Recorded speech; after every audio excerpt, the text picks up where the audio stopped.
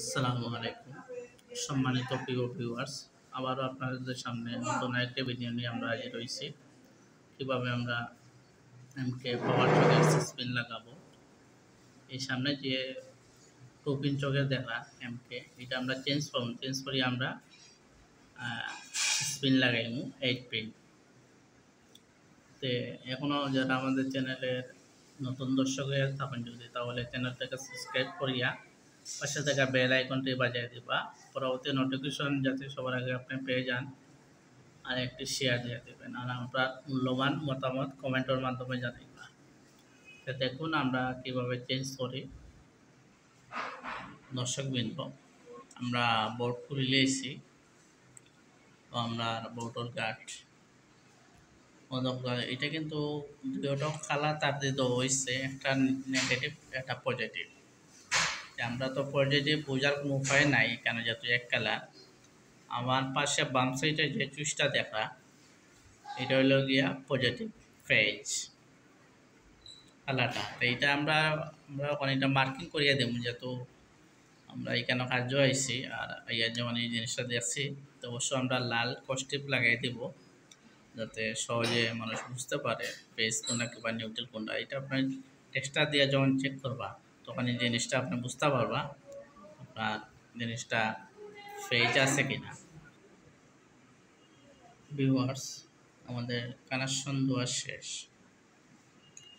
আমরা কানেকশনটা আসলে কীভাবে দিচ্ছি, যেভাবে আমাদের পুরাতন যে 2 পিন চকেট আসলো, ঠিক সেভাবে ওইটা যেভাবে আসলো লাইন সংযোগ সেভাবে দিচ্ছি, যাতে আমরা এখানে নতুন কোনো সংযোগ নাই, আর এখানেও আর্থিংয়ের কোনো লাইন নাই।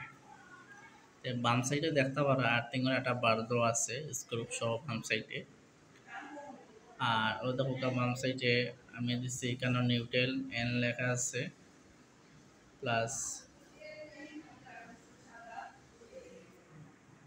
এই সাইডটা হলো গিয়া ফেজ।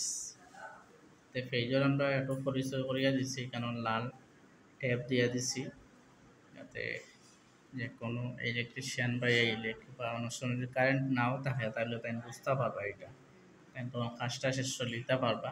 তো ওভাবে যদি আপনারাও দেখা নিজেরা আশা করি করে নিতে পারবা এই ধরনের স্পিন লাগানো। তো দেখো আমরা এটা কানেকশন দেওয়া শেষ, এখন আমরা বোর্ডটা লাগাই দিব। লাগাইলে আমাদের মোটামুটি কাজ শেষ হয়ে যাব। দর্শকবৃন্দ, আমরা বোর্ড লাগানো শেষ। আমরা সুইচ দিছি, ইন্ডিকেটর জ্বলিয়ে উঠছে, বাতি লাল বাতি দেখতে পারা। পাশাপাশি মনে হয় আর একটা জিনিস আপনার দেখানোর দরকার। আমরা বোর্ড লাগানোর পরে আমরা চেক করা দরকার এই স্ক্রুপ কারেন্ট দেখায় কিনা। অনেক সময় কিন্তু স্ক্রুপ যদি কারেন্ট দেখায়, তাহলে পুরা বোর্ডের মাঝে কারেন্টে পাই, তো দেখাইছে না। ওই জিনিসটা আমরা ক্লিয়ার করবার লাগি আমরা কোডগুলো এখন লাগাই দিব। কোড লাগানো শেষ, এটার ফুল কমপ্লিট কাজ শেষ হয়ে গেল।